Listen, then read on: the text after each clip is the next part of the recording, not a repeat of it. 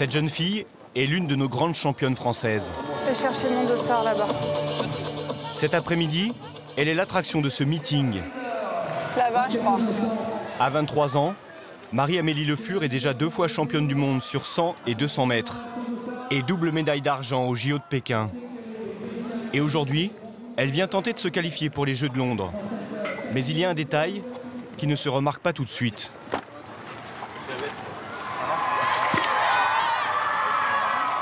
Marie-Amélie a perdu sa jambe dans un accident de la route. Elle concourt chez les handisports. Sa qualification semble mal engagée. Elle s'est blessée récemment au moignon. C'est un peu comme une ampoule sur laquelle, quand vous marchez, on vous appuie dessus avec le pouce en fait.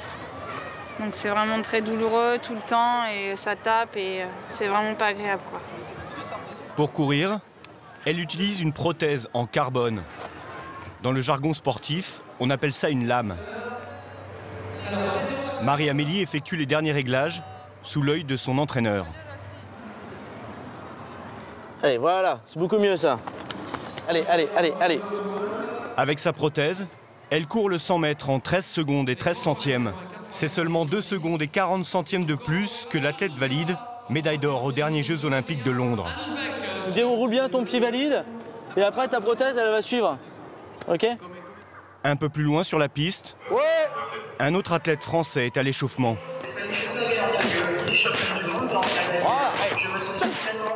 Il a été champion du monde du 100 mètres. Ok, super. Lui aussi est venu décrocher sa qualification pour les Jeux de Londres. Je te gère, Trésor. Hein, on laisse Emmerich s'échauffer. Et il est nerveux. Même sa petite amie venue l'encourager en fait les frais. Je te parle après, s'il te plaît, je te parle après. Excuse-moi. Allez, 13. À le voir, Trésor Makunda, 28 ans, ne semble souffrir d'aucun handicap. Pourtant, sur la piste, il ne court pas seul. Allez, ça va autorite, ça va autorite.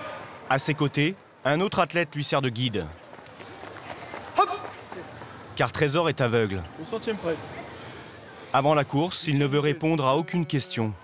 Ça roule en dessous, c'est grand, je travaille sur mes appuis. Il est extrêmement concentré, Comment tu le sens, comme là, un sur athlète le professionnel valide. Ouais. Qui aurait cru qu'un jour, on verrait ces handicapés réaliser de telles performances. On est bien loin des premiers Jeux paralympiques qui se sont tenus à Rome en 1960. À l'origine, ils ont été créés par un médecin anglais qui voulait soigner par le sport les vétérans blessés de la Seconde Guerre mondiale. Toutes les disciplines se pratiquaient dans des fauteuils roulants très lourds. Aucune prothèse ne permettait aux amputés de courir. On ne cherchait pas forcément la performance, mais plus le divertissement. À tel point qu'il y a même un sport olympique étonnant, le billard. Mais grâce à la technologie, les Jeux se sont professionnalisés. Chacun concourt désormais dans sa catégorie de handicap. Il y a bien sûr toujours les courses en fauteuil. Mais ce sont devenus de véritables petites Formule 1 en matériaux ultra légers. Les aveugles courent avec leur guide, attachés par la main. Mais la catégorie qui a le plus progressé grâce aux avancées techniques, c'est celle des prothèses. Des encouragements, on n'entend rien, des bruits, des bruits, des bruits. Et un nouveau Dans cette discipline, il y a même une star mondiale. Le Sud-Africain Oscar Pistorius, amputé des 2 jambes. Tellement rapide qu'il a participé avec les valides aux derniers Jeux de Londres. Il est devenu l'égérie d'une marque de parfum. Grâce au sport, beaucoup de ces athlètes ont réussi à mieux accepter leur handicap.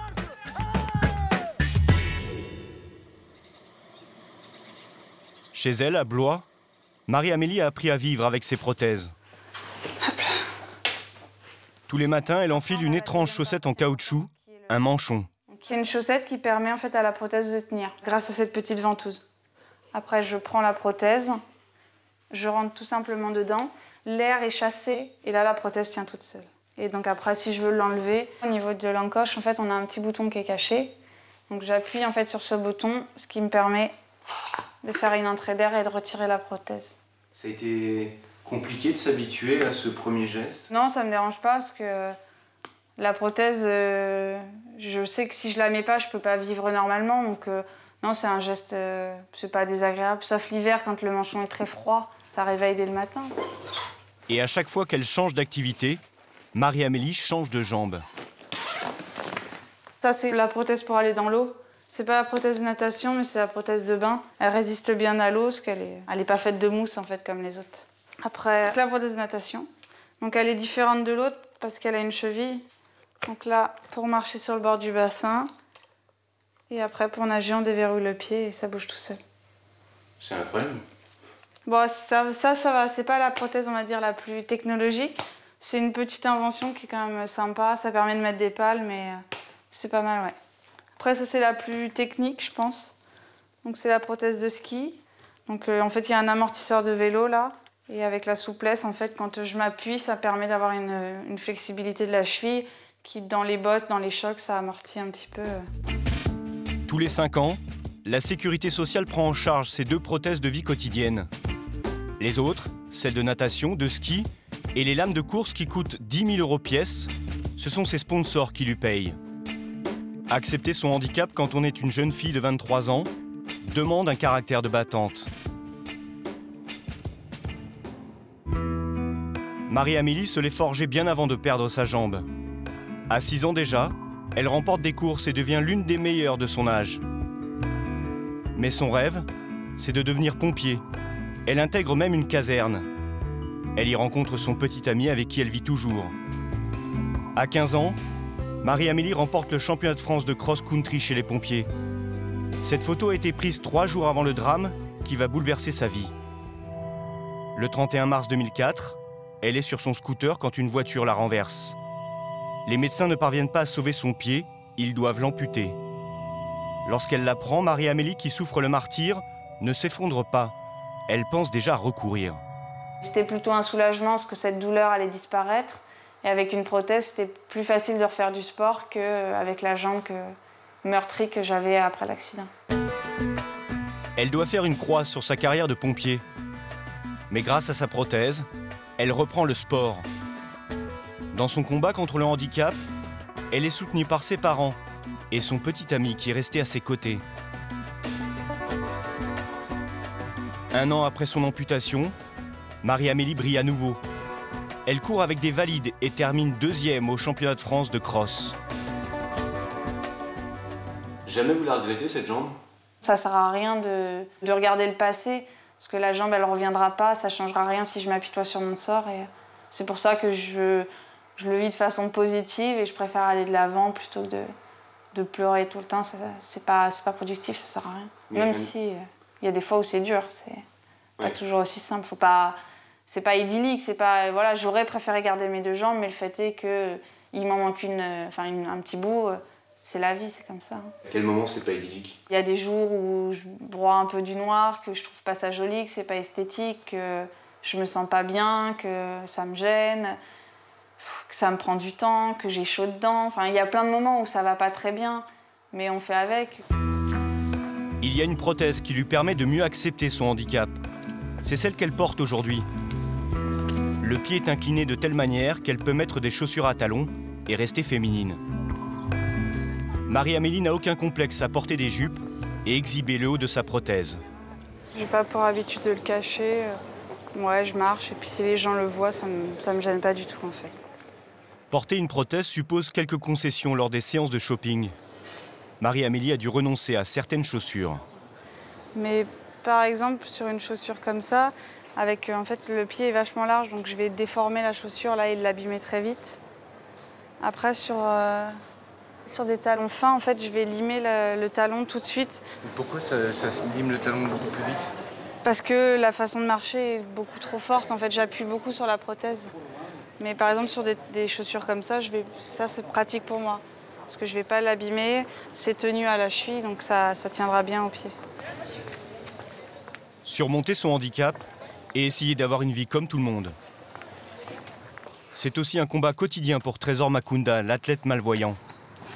Chaque matin, il a 1 heure de trajet entre son domicile en banlieue parisienne et son stade d'entraînement. Comme par magie, sans canne, Trésor contourne les poteaux et autres barrières. Car il a appris par cœur où se trouvaient les obstacles sur son chemin. Et il n'est pas complètement aveugle, il distingue des formes. J'aperçois que c'est pas plat, quoi. Que c'est pas qu'il n'y a pas rien devant, quoi. Surtout, il utilise un sixième sens que nous possédons tous, mais que les aveugles développent davantage. Il sent les personnes et les murs autour de lui. Je sais pas si vous avez déjà fait cette expérience de mettre un truc devant tes yeux sans ouvrir les yeux. Tu sens un truc devant ton visage. On va sentir des choses comme ça, en fait. Son sixième sens lui sert aussi à savoir à quelle station il se trouve. Il arrive à se repérer au bruit et au mouvement de la rame.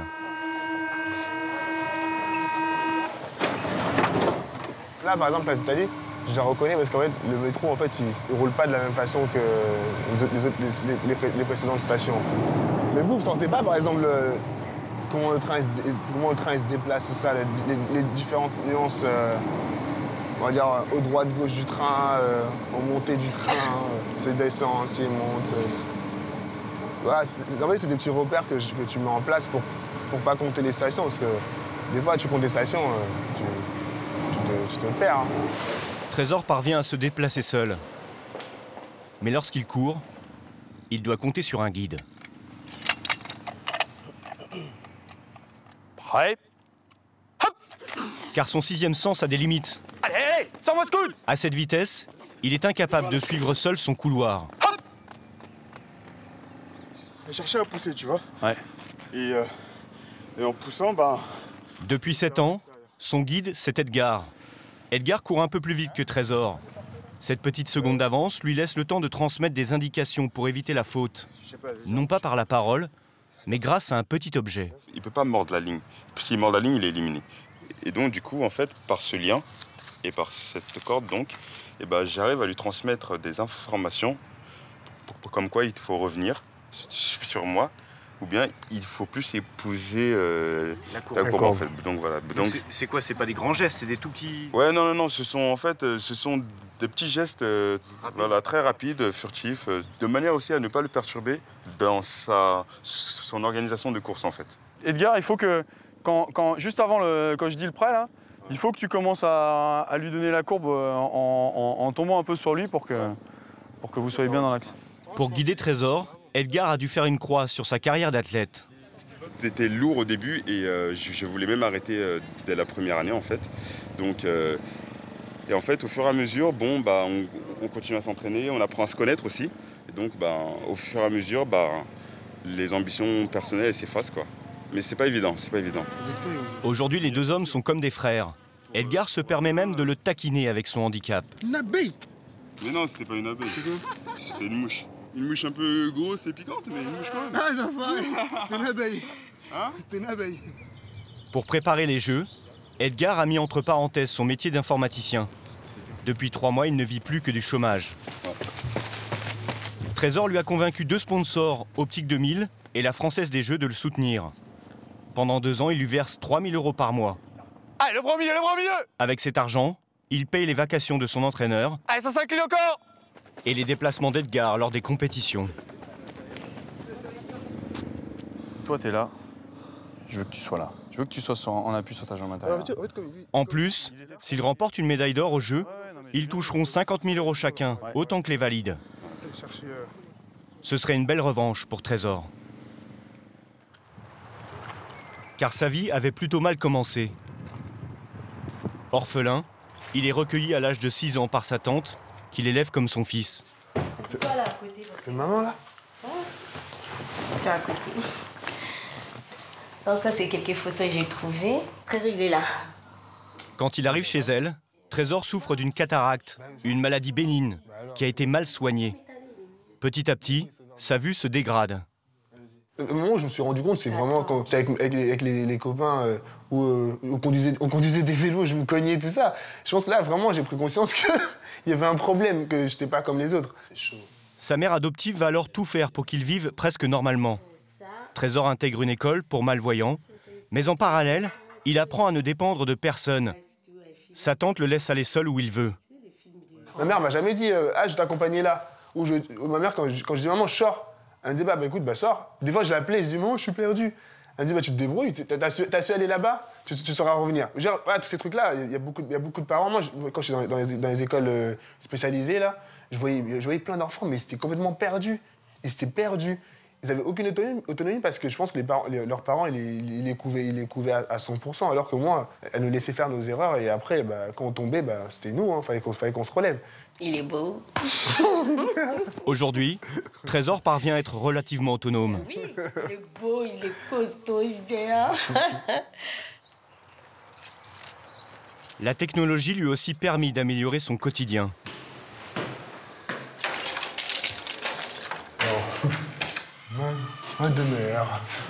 Dans son petit 2 pièces, la première chose qui frappe, c'est la présence d'un téléviseur. Pour moi, c'est pas trop important, tu vois. Et pourtant, c'est tout ce qui est sonore. J'ai des baffles, des écouteurs, tu vois. C'est plus pour amplifier le son et voilà. C'est plus ça qui est important pour moi que la télé. C'est plus pour le confort des gens qui viennent chez moi. Mais l'objet qui a le plus bouleversé son quotidien, c'est le smartphone. Message. Ma fleur, comme ordi, message. J'ai un message de ma petite amie. Message de contact, j'ai fini les B. Donc elle vient de me dire qu'elle a fini. Profil. Son téléphone est équipé d'un logiciel pour les non-voyants.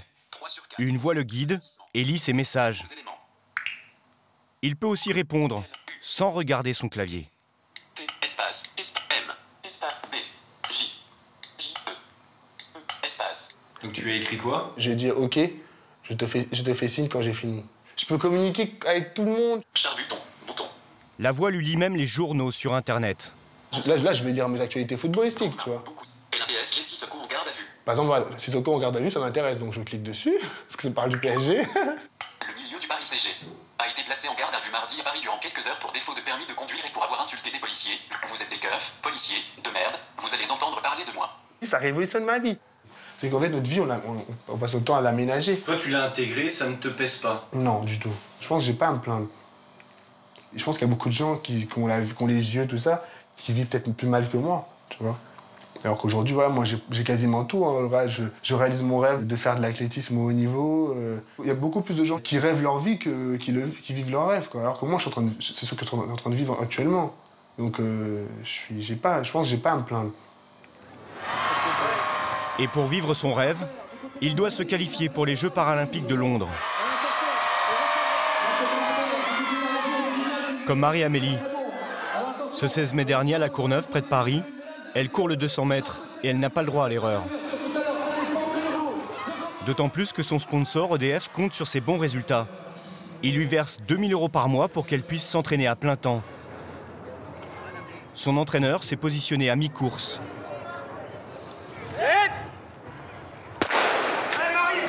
Voilà, le départ est lancé, 200 mètres, ça va aller très vite. Au jeu, elle courra contre des amputés comme elle. Mais comme souvent sur les petits meetings, faute de concurrents, elle est opposée à des athlètes qui n'ont pas le même handicap. Dans cette course, ses adversaires ont une paralysie au bras. Même avec sa prothèse, Marie-Amélie est bien plus rapide. Elle réussit à bon pointage, le minima 27,99. Elle vient de faire 27,85. Sa jambe a tremblé dans les derniers mètres. Son entraîneur a bien cru qu'elle n'arriverait pas au bout. Sur tes 40 derniers mètres, je pensais que tu voulais. Ouais. Je pensais que tu allais perdre ta prothèse. Je suis là. Tu fais quoi? La prothèse qui part sur la fin parce que je suis fatiguée. Ouais, en fait, je contrôle plus ma jambe. C'est comme parce qu'on est fatigué. Mais voilà, il y a les minima. Après, le style, on s'en fout. C'est comme une médaille. Hein. Tant qu'on a la médaille d'or, le style, on s'en fiche. Bon, allez. C'est maintenant au tour de Trésor Makunda. Lui tente sa chance sur 400 mètres. C'est la seule distance sur laquelle il ne court pas avec son guide habituel.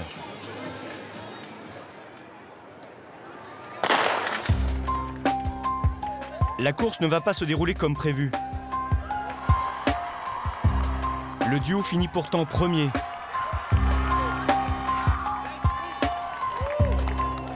Énorme arrivée de ces duos.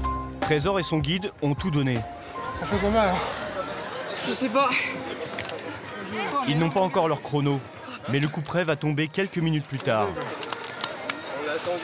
Ils font plus de 53 secondes. C'est 2 secondes de trop pour être sélectionnés. Les JO, ce n'est pas pour tout de suite. Là, j'ai l'impression que je fais des efforts à fond et ça passe pas. Ça me saoule. Finalement, grâce à ses bons résultats obtenus ces derniers mois, Trésor sera repêché.